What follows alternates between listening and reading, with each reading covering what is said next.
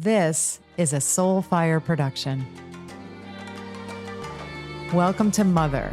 No, it's Mother. Welcome to Mother, the show where we can explore our inner mothers to actualize our greatest selves. Through interviews with incredible guests, live coaching sessions, and my own experiences, we're going to dive deep into embracing feminine values and reparenting ourselves. So be prepared to show up, hold space, and be mothered in a way you never have before, but have always needed.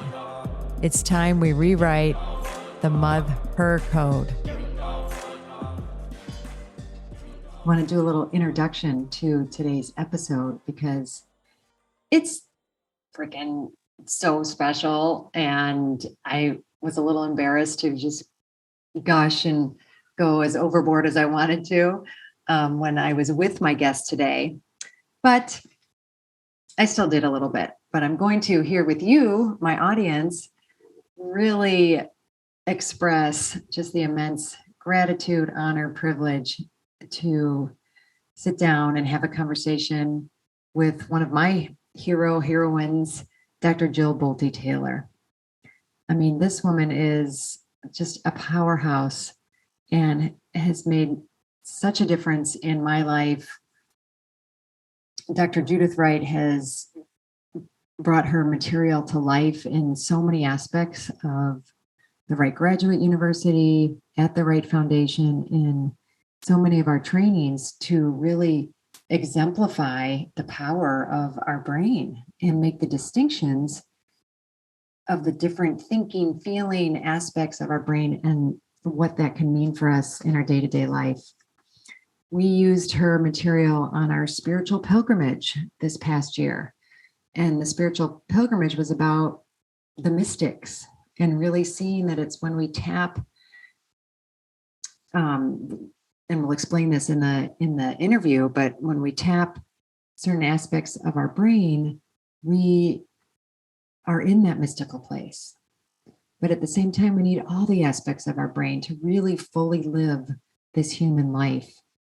And I was so excited. We dug into it.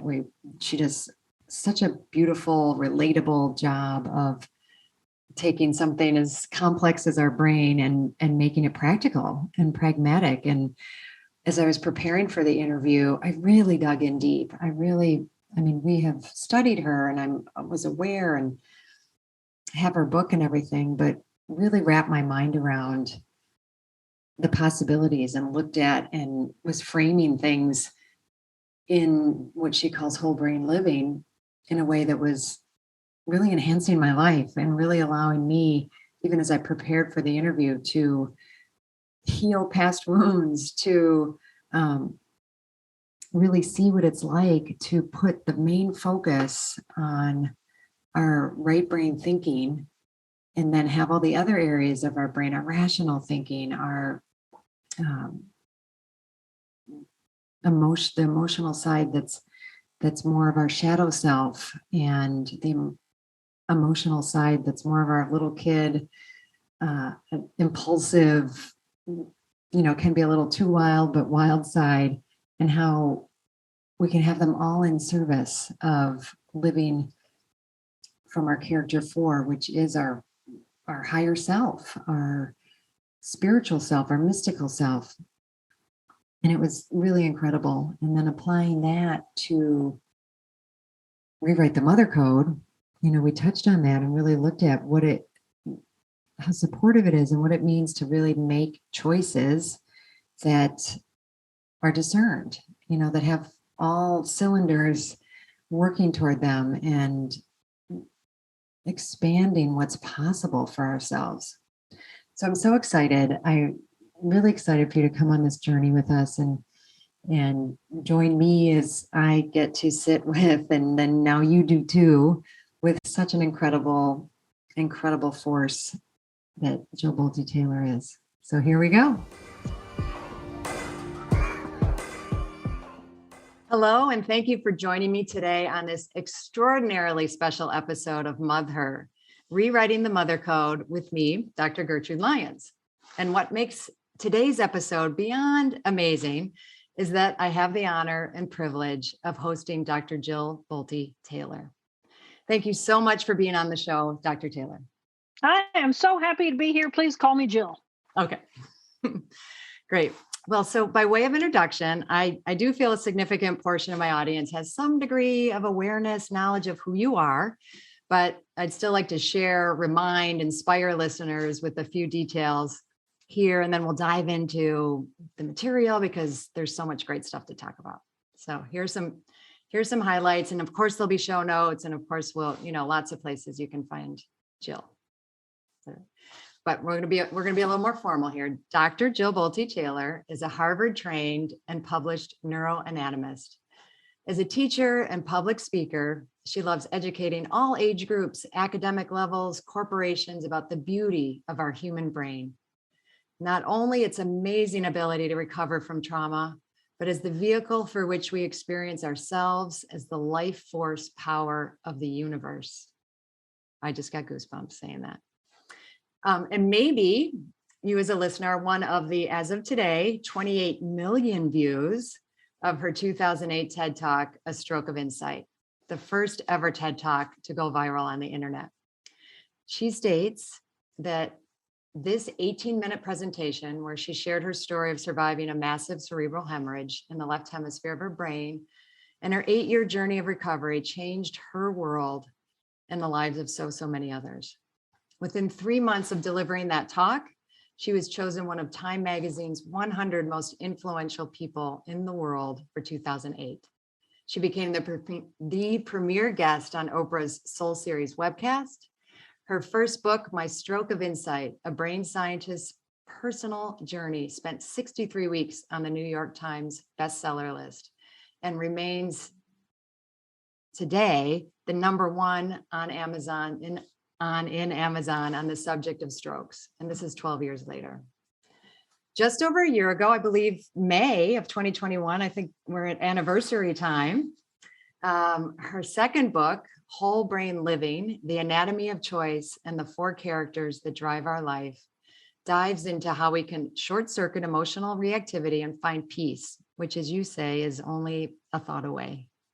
Wow. Okay. So I know I'm only scratching the surface, but your achievements and the wisdom you're sharing with the world are so powerful. And I know from truly my own personal experience, both as a doctoral student and my own personal growth journey and education, has been informed by, included. And ever since I found out you were going to be a guest, it's kind of exploded in ways that were profound and unexpected. But I'm just so clear on so many levels and in so many ways your work, is going to connect.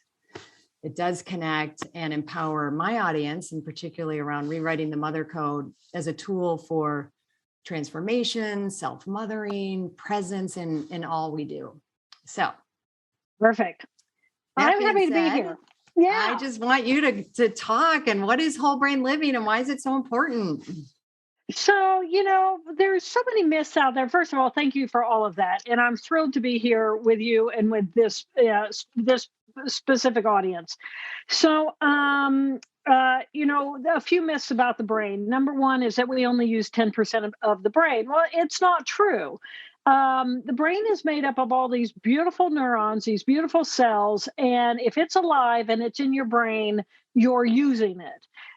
You might not be aware of exactly what it's doing, et cetera, but just the concept that this 3-dimensional organ is going to process billions and trillions of bits of data moment by moment in order for us to construct a perception of ourselves as a living being and to be able to communicate with one another, to interact with one another, to build our lives with one another. I mean, first of all, this brain is this amazing, phenomenal miracle, right?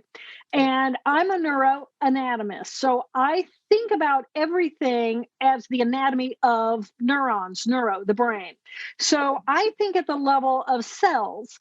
And if I'm healthy and I am well, then I'm healthy and I am well because my brain cells are healthy and well. And if I'm having some kind of jargon inside of myself or self criticism, this is cells in communication with cells. This isn't just I'm a thought or I'm an idea or I'm a feeling, an emotion, an experience.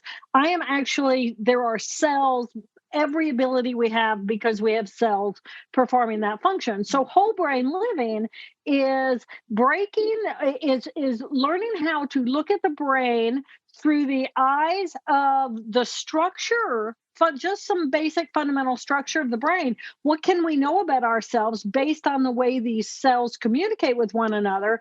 And what say do we have about those conflicting parts of ourselves? It's simply conflicting groups of cells thinking different things or feeling different things or experiencing in a different way. And how can we get to know who's who inside of ourselves and then have them all come online in communication with one another so that we can live the life we want to live instead of just run on automatic and take life as it comes? That's phenomenal. And I'm, yeah, I mentioned this before we got on, but I'm an unofficial student of yours, I mean, not like I've had you in class. And that whole concept of the cells being alive and that they all have, that they're living beings almost, Right. it isn't just They this are. one structure, and the split structure. And it's like this whole thing, it's like, it's amazing. It's To even amazing. think about. I mean, it's Yeah. miraculous and amazing. And I know it's evolved, and how you share about it in your book is so accessible and readable. Like someone might think like, oh, a neuroanatomist Right. book is going to No, be this is made technical. simple. It scares my character one. And I do want us to get into and have you explain Right. the 4 characters with based on that intro, because it's getting them all interacting and working together Right. and It's a roadmap. Whole yeah. brain living is a roadmap to who we are in our daily life. And why wouldn't we want a roadmap? And it's simplified and so that people can understand it. And boy, once we have just raised our level of awareness to being able to differentiate 4 basic characters inside of ourselves, then all of a sudden life starts making a whole lot more sense.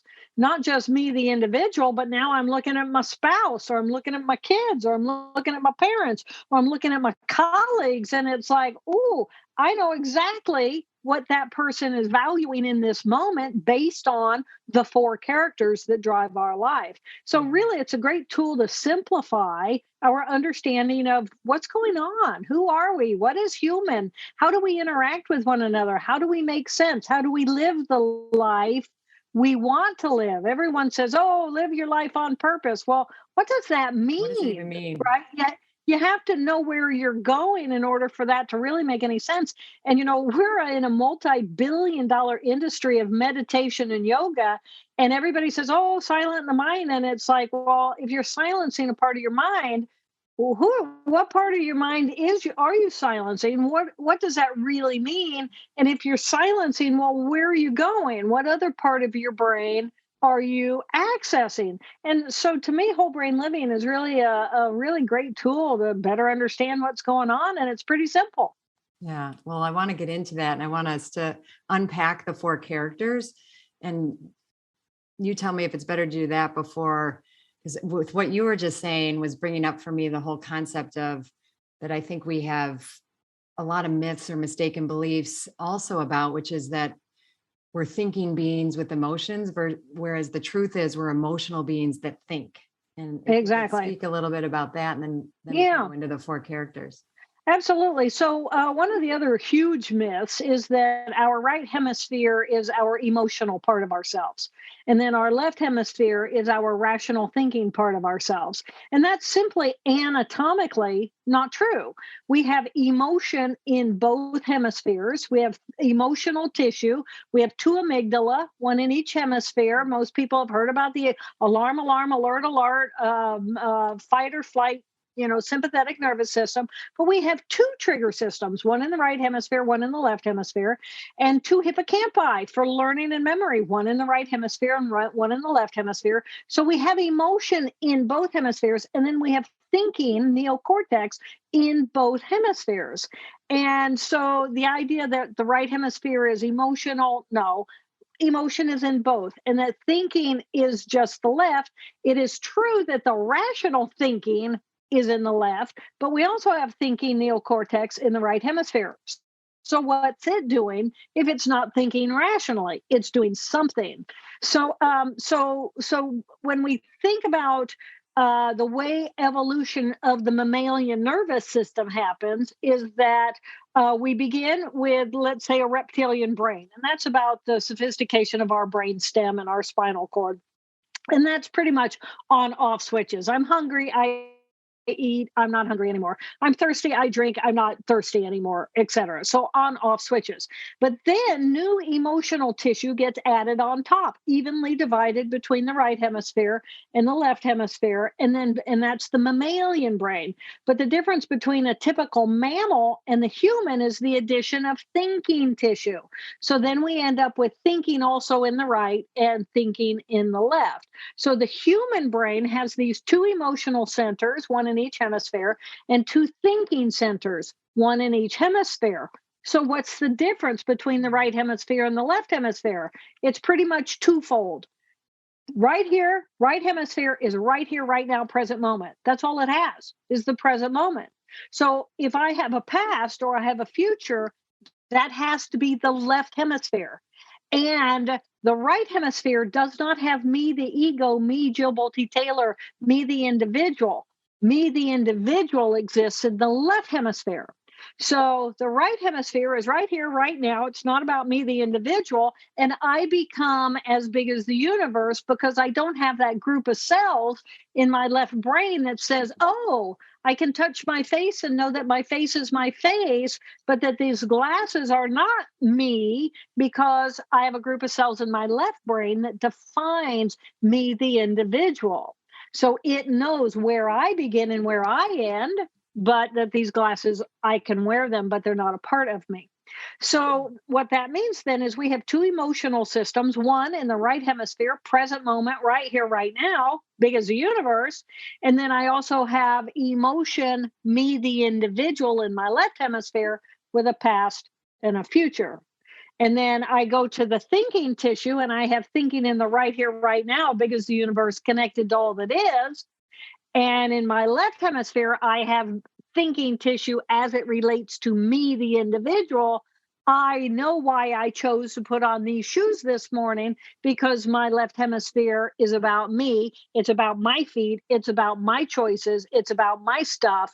And it's all about me. So in the past and future. So then we end up with these two emotional and two thinking quadrants of cells. And it so happens that each one of them is extremely integrated inside themselves, and they end up looking like personalities in the external world. Yeah. And I love that you've turned them into characters and personalities. So I definitely want to go there. But just to give a sense of this, when you had your stroke, your whole left thinking and feeling went offline. Yes. Away, and you were only in the right hemisphere. And I'd love for you to talk a little bit about that experience, because I was really struck in another podcast interview I listened to, Erica DeJasa's podcast. You said that you felt like that the stroke that you had and that whole experience of recovery brought you to where you are today, and the importance of this book. So somehow losing absolutely the whole left side of your brain has opened up this new space. And I also I drew a picture myself of like when it started coming, like you couldn't imagine putting the bigness of what you experienced in your right hemisphere back in your body. Right. So tiny little body, tiny package. Exactly. Everything. Exactly.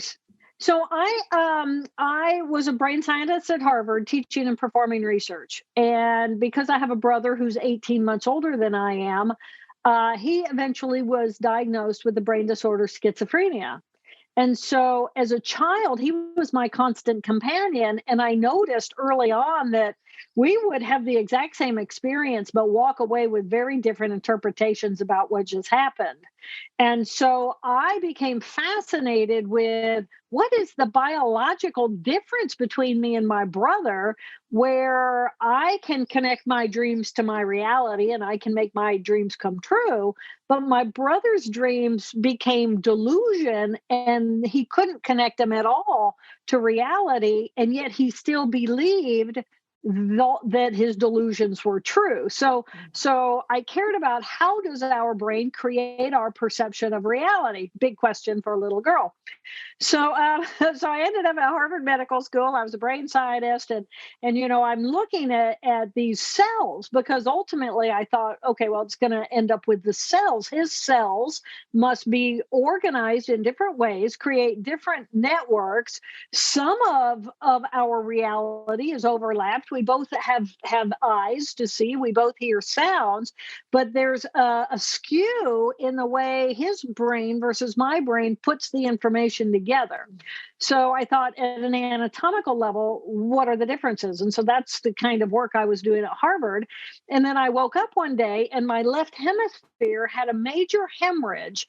And over the course of 4 hours, and this was a congenital malformation that I was born with, and it was a bomb ready to blow, and it blew at the age of 37. And over the course of 4 hours, I watched my own brain completely deteriorate. So I could no longer function as a normal human being. I could not walk, talk, read, write. I could not recall any of my life. I became essentially an infant in a woman's body. But I only lost my left hemisphere, which was my left emotion and my left thinking tissue. But as those cells went offline, there is a band of fibers that runs between the two hemispheres called the corpus callosum. And that corpus callosum is made up of some 300 million axonal fibers where the two hemispheres are communicating with one another. Because essentially we have multiple parts of ourselves and they have to know what's the other one's doing and who's being dominant and who's being inhibited and being recessive and who's loud and who's quiet. But when I lost the left hemisphere, I lost the left thinking and the left emotion. The inhibition came off of the right hemisphere, and all I had was the right hemisphere experience. And I lost all the tools of the left hemisphere. I lost me, the individual, my ego center completely offline, any information about my past completely gone, any projection into the future completely gone. But what I gained was an uninhibited experience of the vast magnificence of the present moment experience. And I no longer began and ended where my skin met the atoms and molecules of the air. Instead, my consciousness and I became an energy being that was as big as the universe. And it was fantastic there. It was peaceful and quiet because the language centers of my left hemisphere saying, I'm an individual. I'm Joe Bolte Taylor. This is all the data related to me. All of that was quiet. My relationships were gone. My book knowledge was gone. My relationship with my job was gone. And I felt this incredible euphoria and relief because all the stress circuitry related to that left hemisphere and me, the individual, got shut down. So I experienced that. And then 3 weeks, 2.5 weeks after the hemorrhage, the surgeons went in and they removed a blood clot the size of a golf ball that was pushing pressure on my left hemisphere, emotion and thinking tissue. And then it was like, okay, kind of like a radio, static, static, static, static. Oh, words. Oh, language. Oh, but what are the meanings of those language? And so I had to learn all of my vocabulary. I had to learn everything from scratch that a left hemisphere learns. And but I became this consciousness and value structure of the right hemisphere as a right hemisphere dominant person, which is very different from the person I had been before.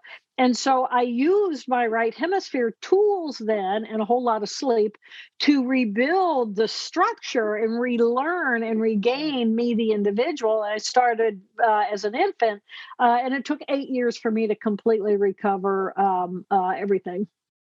What a phenomenal journey, Jill. And you talk about it, that it was those values. And I'm touching my brain, touching my head as I say this, those values that, I don't know if you call it purpose or what you call it, that drove you to bring, because some people might think like, oh, cool, like just stay in that state. It was peaceful. That's what we strive for. We want to like have Right. that, and we think like that's the end all. But one thing that becomes very clear in your book, it's like, no, this human life encompasses all of it, and that's what makes us beautiful humans, right? And Right. and maybe this is a good time to then make these distinctions on the four characters, if you will. Absolutely. So so the left hemisphere, if you take a brain, and I'm going to use my little model right here, I got a brain, Mhm. and the right hemisphere and the left hemisphere. But the left hemisphere, if you pull it apart, character one is going to be the left thinking tissue. And the left thinking tissue is the portion of our brain that we relate to as the rational brain. It's our A type personality. It has language. It has language about me, the individual. I'm an ego. I'm a person. It defines the social norm. It defines what is right, what is wrong, what is good, what is bad. And it does its best to fit me inside of that structure so that I can have a healthy relationship with the external world. So it likes to define specific details, more details about those details.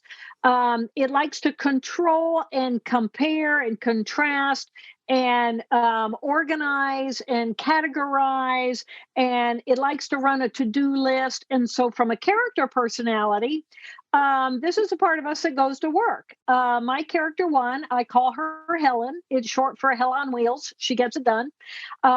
Where does Helen come out? Helen comes out in my office. She does all those office things.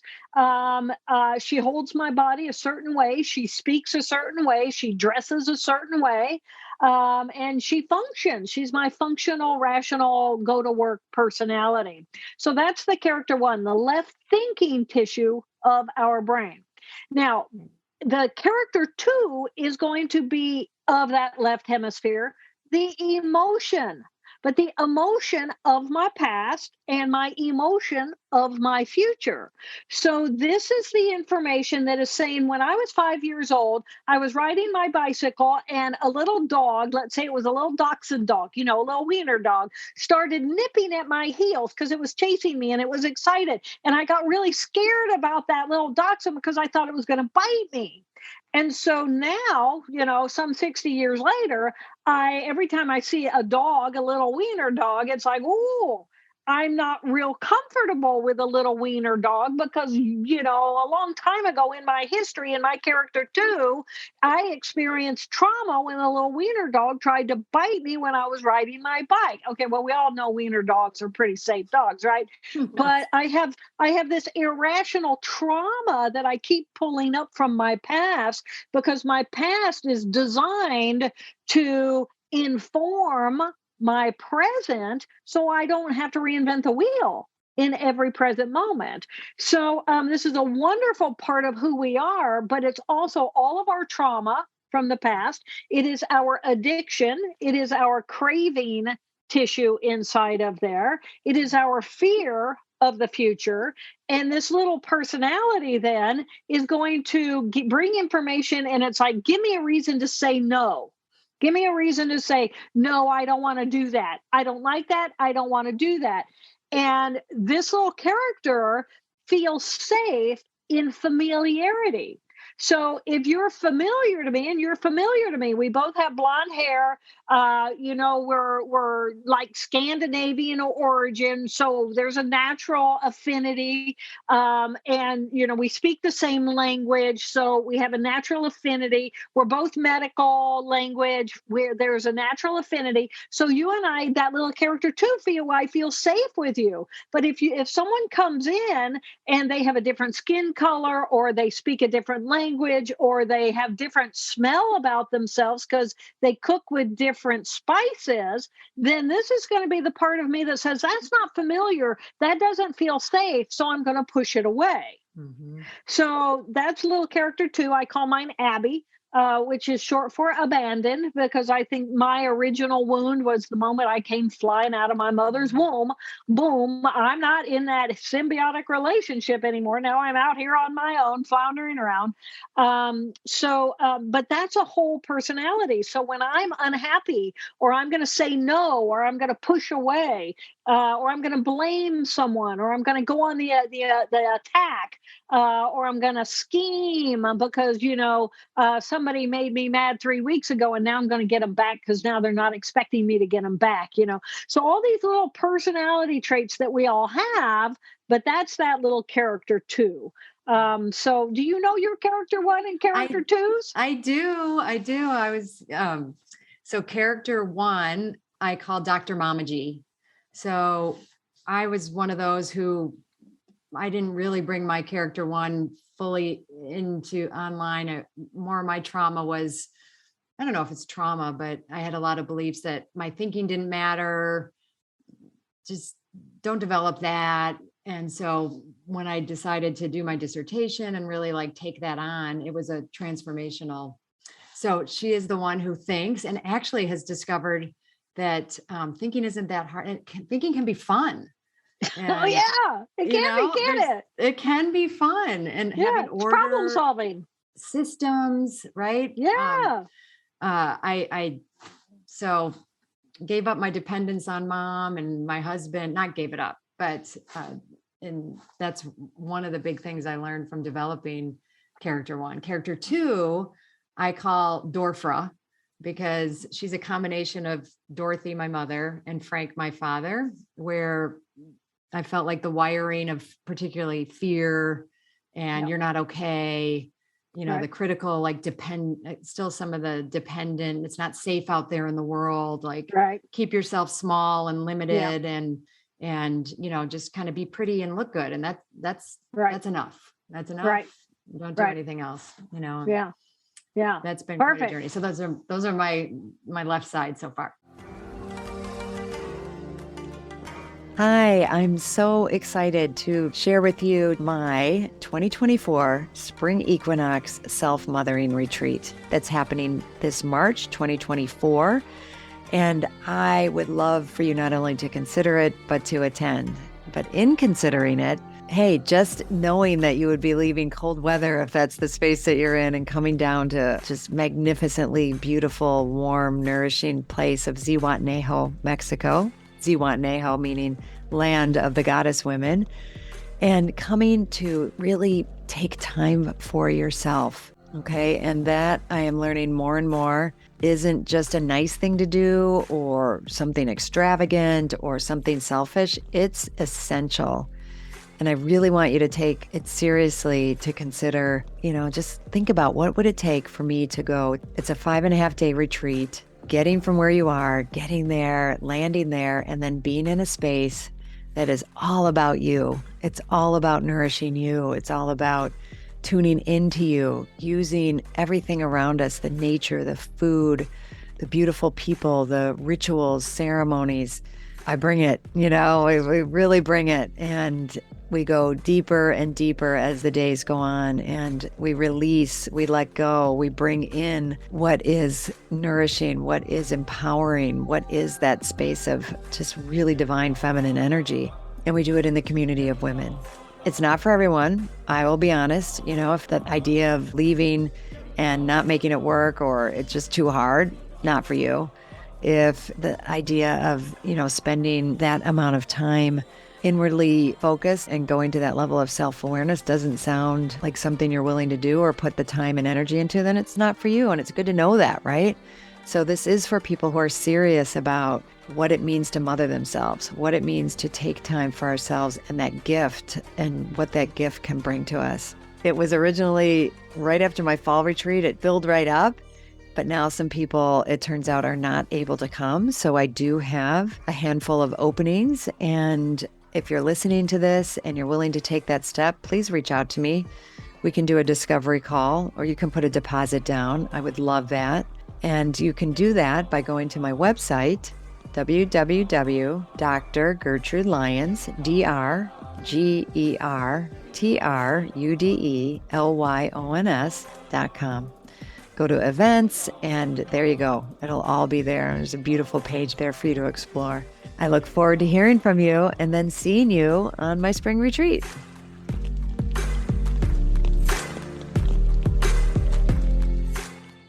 Perfect. And the last side, we cannot be functional human beings without the left hemisphere. And I'm the first to know that, not the first person to know that, but I scream it loudly because people say, "Oh, Jill, why did you bother to come back? You were out in blissful euphoria of the universe where people meditate for decades to try to find, and there you were." And it's like, yeah, but I'm living. I'm going to have that for all eternity. I'm alive now. Yes. And if I'm alive, I want to be fully human. And fully human means having all four of these characters online and available and interacting, so that I can be a complete human being. I can have the human experience. Beautiful. Yeah. I love that. And that pain, I'm sorry, I was thinking as you said that, we're also culturized, family, outside culture, that our emotions are bad, especially pain, right? And pain is to be avoided. And I think pain's a beautiful part of us. And that's been part of my journey, is discover it's what makes our human experience so rich, right? Yeah. Well, pain, think about if I cut myself, I feel pain. And the pain is a signal to my brain saying, "Hey, we have a problem. We need to bring attention to the problem area." Right. And at a cellular level, what that means is that then my immune system goes on alarm. We've got to cut, we got to wound, we got to send in, the blood clotters, we got to send in the eosinophils and the phagocytes to clean up the area and to create wound healing. Right. So it's just an alarm. Hey, we need some attention to this. So let's say when I was a little girl, I would get really jealous of other people looking at my boyfriend. And I would feel this rage and this, and I got really ugly about it. And that was my circuitry. And who knows where that came from, but I had it. And so, but that's pain, right? Jealousy is pain. Mm-hmm. And so then if I'm now, 50 years later and I have this experience and I feel this jealousy because two of my friends decide they like one another, and it's like alarm. It's like, look at what is it that I'm feeling? What am I saying? So the pain becomes a flag saying, "Hey, let's take a look at this," because I don't need to feel that pain. I can actually really celebrate that. What am I saying to myself? That if my two friends like one another, then oh my God, they might go have lunch without me. How dare they? Right now, neither one of them are my friends because now they're friends. Right? It's like, what? No. Love. There's an abundance of love here. So, but that's healing, right? That's healing. So now I can go and I can look at that jealousy. Oh, I'm feeling jealousy that my friends who I introduced to one another like one another, which I really would like, because I want my friends to like one another because they're each so cool, right? But that's a mature perspective. So by knowing these different pieces of myself and how I react and recognizing that pain is a flag that says we need to pay attention. It doesn't mean, yes, we need to perhaps push away from it. But once we've pushed away and we're safe, then it's important that we allow the other portions of our brains to come online and say, we felt pain. What was that pain? Mm-hmm. And what can I learn about that pain and let's really reflect upon it and let's grow from the pain because it is from our past pain allows us future growth.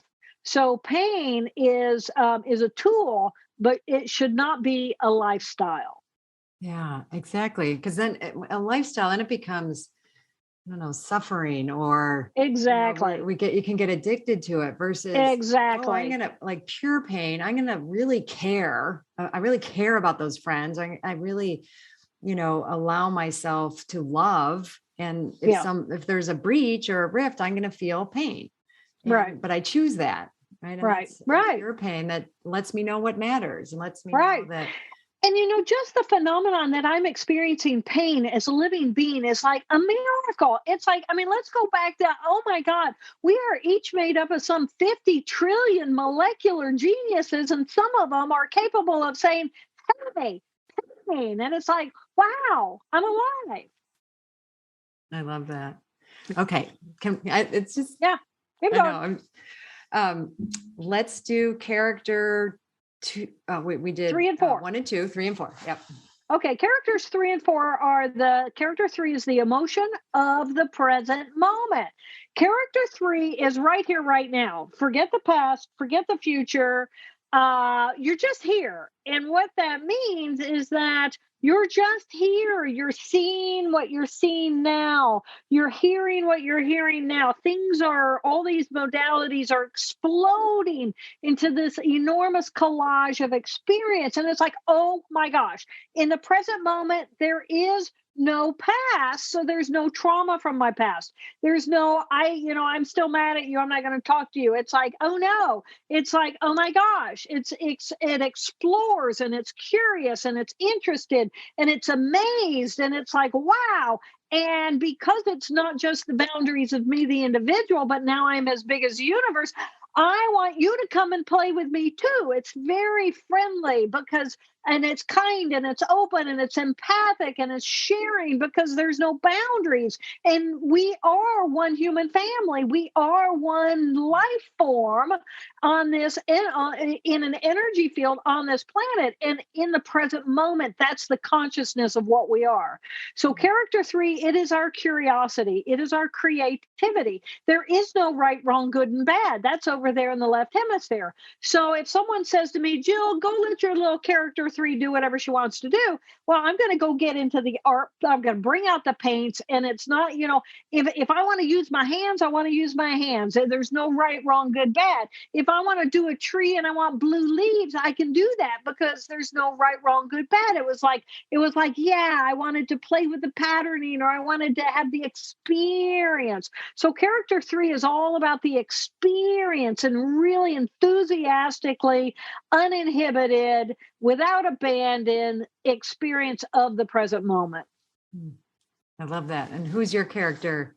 My character 3 is Pigpen. I call her Pigpen. Pigpen. She's the Peanuts character, and I love Pigpen because Pigpen's walking around in a dust of a field of dust, right? A storm of dust.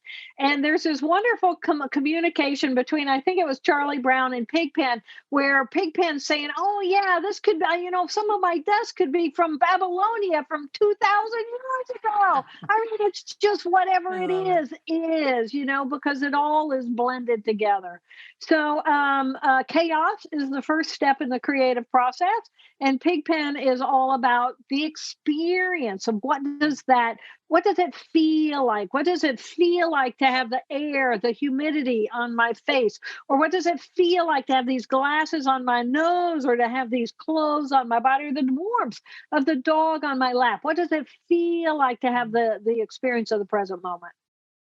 I love that. Wow. It's so inviting, right? So And inviting. And so Pigpen inviting. likes to do certain things. I mean, what does your Pigpen like to do? Mine likes to do art.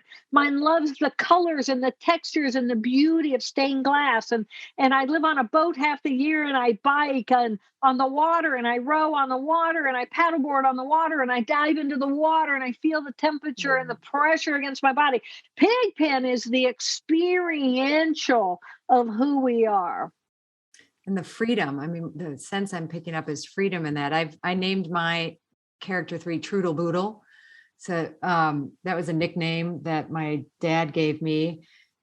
I used to go by Trudy, and now I go by Gertrude. But so Trudel Boodle was that before, that loved to run and play, and Exactly. before she was told to quiet down and stop Exactly. giggling, and the finger pointing and all the aliveness, right? Like to me, she's alive and creative, and she can do anything and try anything, and you're not so concerned about making a mistake, because that's actually, because there is no mistake, because there are none, because there's no past or future.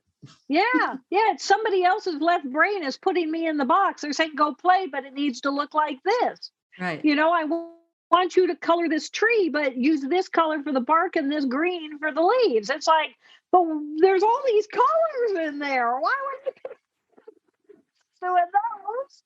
You're exactly right. Now, also, I want to also make the point, though, that as enthusiastic energy in the present moment can get us into serious trouble. Mm-hmm. And the jails and prisons are filled with people who were non-conforming to the societal norm of that left brain. And so they acted out in one way or another that landed them against the rules, against the societal norm, defined as unsafe. And now a whole lot of character threes are filling our jails and prisons because they did not abide the relationship between their own character one, which is the right, wrong, good, bad, and how to be a character three inside of that context in a healthy way. And this is all about brain health. Brain health, mental health is all about cell health. And cellular health is going to be whole brain health when everybody's in communication with everybody. Beautiful. All right. Last but not least, character four. Character four is the thinking tissue of that right hemisphere. So it's going to be right here, right now. It is big as the universe. There is no past. There is no future. All there is the vastness of the enormousness of what life and consciousness is in the universe. And it's not about me, the individual, because that's off in my left hemisphere. So when we pray into this consciousness of connecting with something greater. When we have a mantra and we repeat something over and over again, we preoccupy the language circuitry of characters 1 and 2 in the left brain in order to open up the possibilities beyond those words in that right hemisphere. So when we pray, this is where we land ourselves as bigger.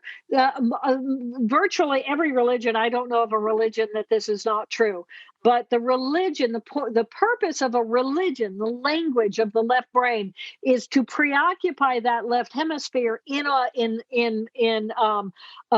verbiage that is repeated, that preoccupies that circuitry so that we can open up in order to have a relationship with that character for part of who we are as we connect to call that God, call that Allah, call that Buddha, call that the doorknob, call that whatever it is for you.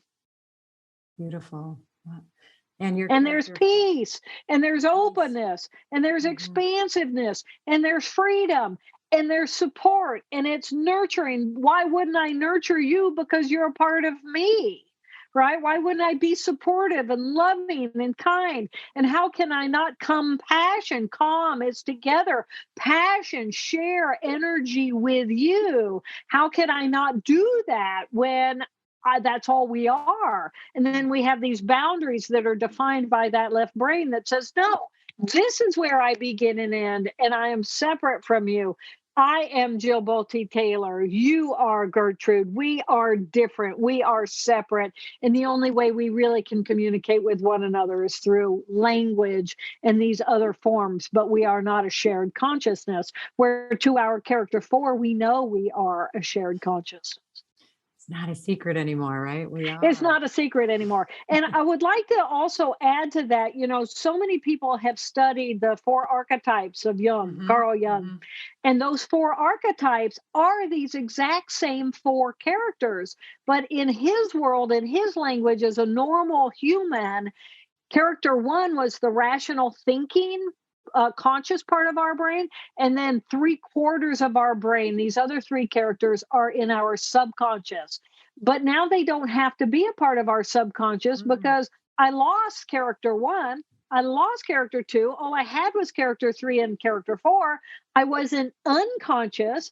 I just got to know what are these characteristics that exude, what are the personalities that truly exude from these groups of cells, the emotion of the right hemisphere and the thinking tissue of that right hemisphere, and then really to bring into consciousness that little character too that is the pain of the past and that personality that we all know so well, but maybe we didn't recognize there's four of us in here. And if there's four of us in here, I can get to know all four of my four characters, and I can have them then come together in communication with one another so that they become a democracy, and I then have the power to choose moment by moment who and how I want to be, because I'm inviting them all to the table of the conversation. So much in that. There's no victimhood. I have, something I want to talk about is choice, but before we do that, would like to hear your character for name. Oh, I live on a boat half a year. So this is kind of my lily pad. And so I go queen because I am as big as the universe. We all are. And toad because I live on a lily pad out of for half my life. And toad is a bit goofy. So, as massive and magnificent as the energy of that consciousness is, there's still goofiness in there because life is a goofy thing. And if character one and character two think it's all about perfectionism and about being perfect, that is pretty much by definition its own impossibility. And if I am all that, it's one of my favorite sayings is by the Native Americans. It is in the flaw where the soul enters any piece of art or any creation. So that's why we all have belly buttons. Whatever. So my character 4 is Kali.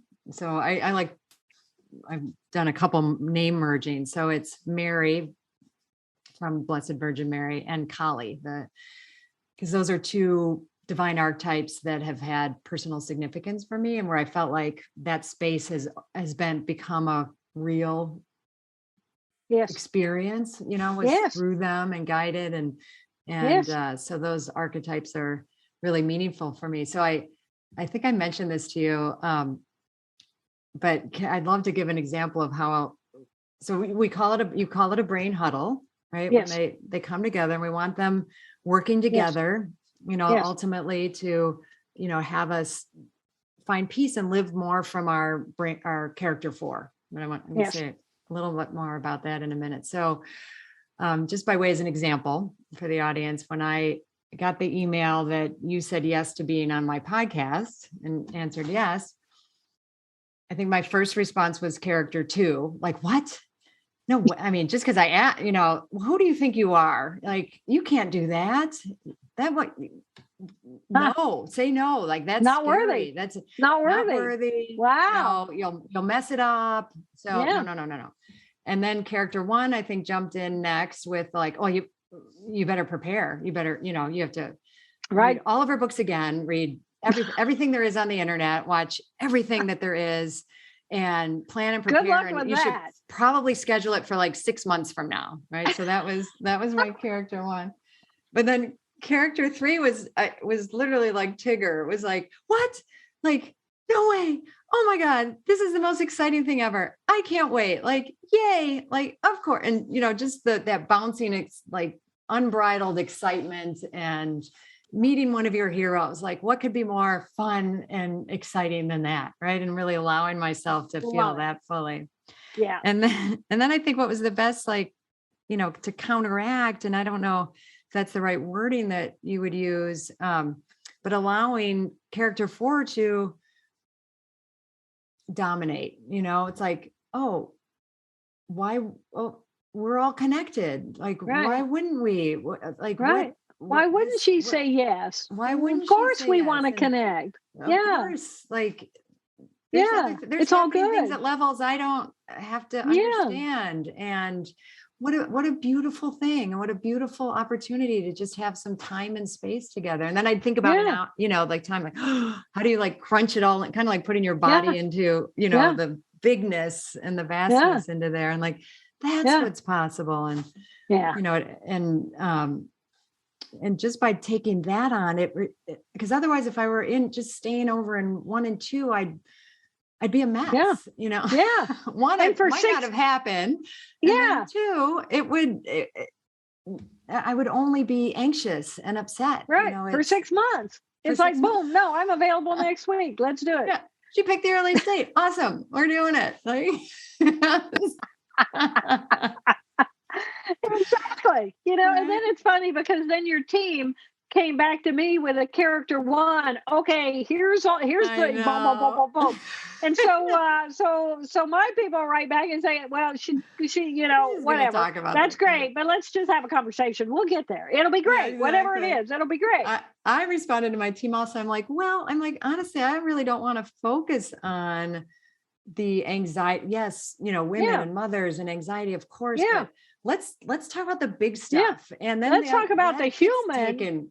And then apply it to your population. Yeah, you got to start with the brain, because that's where we all begin. We all begin with our brain. And if I'm feeling anxiety, if I'm feeling mom rage, if I'm feeling, there's a million things I could be experiencing.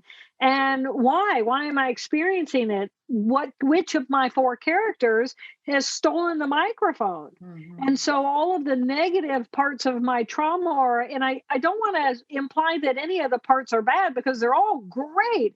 We have to have that pain in order to wave the flag to say, look at this. Look at this. And if I'm in my character 3 playful all the time, then I'm not really learning or growing much, because I'm just being, right. And it's like, okay, well, as a human, I need to know, well, I've been on this planet for over 60 years. I got some roadblocks in some of the places, but I want to have flow. So the roadblock is like a pain. And so, when I had that stroke, it was like this big, huge roadblock that said, okay, Madam Scientist, be careful what you ask for. You want to understand, how does our brain create our perception of reality?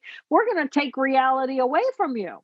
You can no longer walk, talk, read, write, or recall any of your life. You are now a 37-year-old infant in a woman's body. What are you going to do about that? And it's like, okay, what are my choices? And my choice was to just kind of exist in a vegetative condition. Well, that didn't seem right. What's the point of that? Or to try to recover. And it's like, with no guarantees. So I tried to recover with no guarantees, and boom, look at me now. Here. Look at you now, which is incredible. I love that.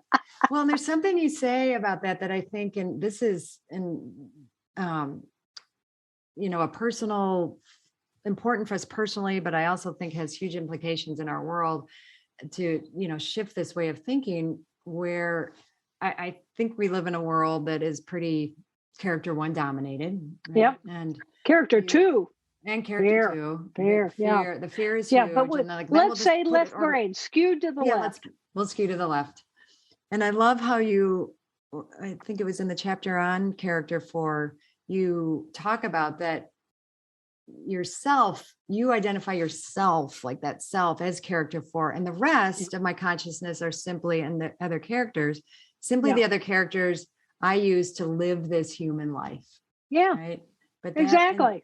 It's like they're in service of this experience. Exactly. For me to have as much of a human experience of character 4 as I can, but I love thinking about them being in service of, like, I've practiced and worked on, like, thinking of my masculine in service of my feminine, or my yin or my yang, the values, not so much the man woman. And we're getting close to our time here. There's one other thing I just want to mention and tie to that I think I know my audience will relate to and I want to bring up, is how all of this, and you describe it, it's on the title, that whole brain living is the anatomy of choice, and choice. And that's something I really work with in my coaching. I really want women to explore and expand and take responsibility to see what their choices are and not be dictated by any of the characters. And we have to consciously do that. We have to choose to look at that. But when we do, and we do make that choice, I think the whole mothering journey, and I define mothering as beyond just giving birth to children. We mother, you've been mothering, and you mother whole brain living, right? And but how do we make those choices as discerned and as intuitive and as deep, and not just unconscious from our culture, from our past and those wounds, and playing it safe, but that we can have such a bigger experience in our mothering and come to, and it was a choice. And I didn't have this paradigm to look through, but when I look back on it, unless someone had shared with me or raised the awareness that you have the option of having a natural childbirth, for example, if we look at just literal mothering, I didn't know that. I would have just done, the kind of typical, Western medicine. And, but having suddenly had that choice, now I could explore, I could look at what does that mean? And what do I want? And what are my values? And for me, deciding to have a natural childbirth and a home birth specifically, I wanted to be the most conscious I could be. In our culture, it's like, but that's painful, being conscious is painful. And I think our life training, I think it sets us up, and not like I think every woman, should choose that, but I do think having, taking responsibility to explore those choices. So, which characters are you employing when you make the choices, and then how can we just get in the present moment with whatever we're mothering, whether it's a child, it's our career, it's whatever it is in that moment. How can I be as in the moment with it and live as passionately? So I know I'm summarizing, even though I have like 10 more, 20, 30 more things I'd love to talk to you about. but I think one of the things that you said, and I'm going to take that just a step further, is again, with natural childbirth, my mother, I'm 60, I was born in 59.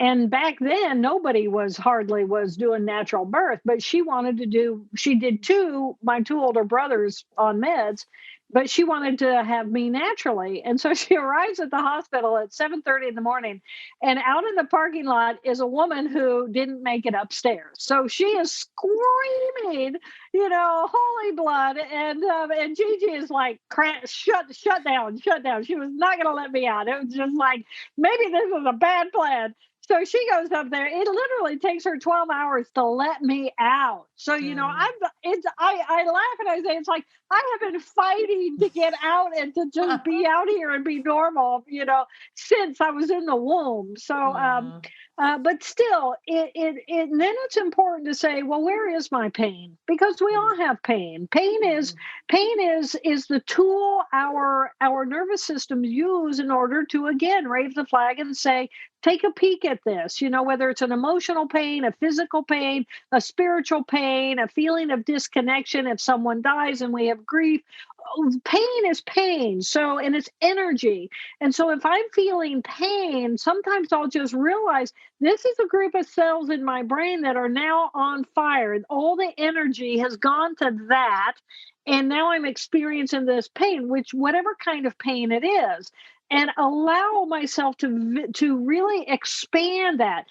Another alternative that a lot of people then dive into is, but I can't expand that. If I focus on it, it grows. Well, visualize pulling the energy away from the core instead of focusing all the energy on the core to heal it. And then, so many people will take a pill or take an addiction, take whatever the addiction is in order to bypass the circuitry, so I'm not focused on the pain. And I just encourage people to think you are a biological creature. You are systems and circuits and energy and atoms and molecules. And whether it's the food you're feeding yourself. I mean, sugar, if you're eating a lot of sugar, sugar trigger makes pain worse. So, if you're in pain and you're eating ice cream, it doesn't matter what kind of pain it is, it's going to only amplify it. I'm so sorry, ladies. So, maybe go for a walk, expand yourself, allow yourself to have movement in the body, but pay attention to what am I? What am I as a living being? Remember, I'm a biological creature. It's not just I'm a human, I'm a woman. This is who I am. These are the details of me. This is my network. And as you study whole brain living, get to know who likes your character one, who doesn't resonate with your character one. Look at that neural network. Who likes your character two? Who nurtures your character two? How do they soothe your character two? So you can train yourself to use your own character four to come in and bring love to your character two. Who do you call when you're ready to go play? Who's your playmates? Who's your network of your character three? Who thinks your character three is a waste of time? Is it your own character one? What does your character one think about your own character three? And then character four is good with whether I'm alive or dead. Boom. Wow, it's just all good. What is. And what was. And, I just hope I spent more time being loving and open to all possibility. And, what a celebration of life. So really, we have the potential to get to know who we are, whole brain living, the anatomy of choice, and the four characters that drive our life. And it can absolutely change how you live your life and how you feel about your life. And I have to say this before I go away from you, is I'm looking at your bookshelf. So I see the pinks and the whites and the darkers and then the blacks. And I'm thinking, okay, a character one lives in your office. Yeah, actually, a hired organizer organized them that way. So a hired character one. A hired character one. Yeah, it's so true. Yeah. Well, you summed it up so beautifully, Jill, and how we can live this. And when I was first learning about you, and I found a picture. This was when we were talking about Jill Bolte Taylor. There's a brain with right and left, and starting to. Love it. This is squeezing the enormous self back into the body. I love it. Yeah. And then there's all the characters and naming that. But so it's had just a beautiful, huge impact on me personally, and putting together and seeing what's possible for me. It's really been a catalyst. Good. And I believe, and I don't know if there's like a sentence or two you want to say about what's possible for the world if we live this way, and how this bigger vision, what's possible. When I'm aware, when I'm a conscious being and I'm taking responsibility for the conversation inside of me, I'm going to interact with your four characters differently. And by knowing my four characters and your four characters, I now know how to soothe you. I know how to come into love. I know how to have my character one team up with your character one, but I become a better human being, and I influence your four characters when I really recognize there's four of me, there's four of you, there's 8 in every relationship. That's a lot of complex stuff going on. So to me, it's about really solidifying the neuronal network of humanity at a conscious level. And I truly believe whole brain living is the ultimate evolution of the human brain and who we're supposed to be as a species. Yeah, here. I am with you. Now, I know people can find you fairly easily, but is there a particular way you'd like people to, I'm going to say buy your book, of course. Yeah, whole brain living. Whole brain living truly is, I believe, my purpose in why I had the stroke, why I had the experience, who I am and what I am. It will change your life. I mean, it just is powerful information. drjilltaylor.com. We're redoing my website. Get on Instagram. My team is trying to, little pig pen comes out on Instagram. I just can't help myself. So I'm trying to figure out how to do that on the water. So I'll be doing more Instagram. I just think it'll be fun. That'll be super fun. Thank you so much. You're welcome. It's been a blast. Thank you for your invitation. Thank you so much for choosing yourself and taking the time to listen to this podcast. As always, please rate, review, and subscribe to Mother. Wait, no. subscribe to Mother Her. It helps other people who need this message, aka all women, well, actually everybody, men included. I'm honored to have you on this journey in mothering yourself. Remember, change is uncomfortable, but it's beautiful, and it starts with us. And if you can't wait until next week's episode, follow me on Instagram and LinkedIn at Dr. Gertrude Lyons or at my website, drgertrudelyons.com. I'll see you next time.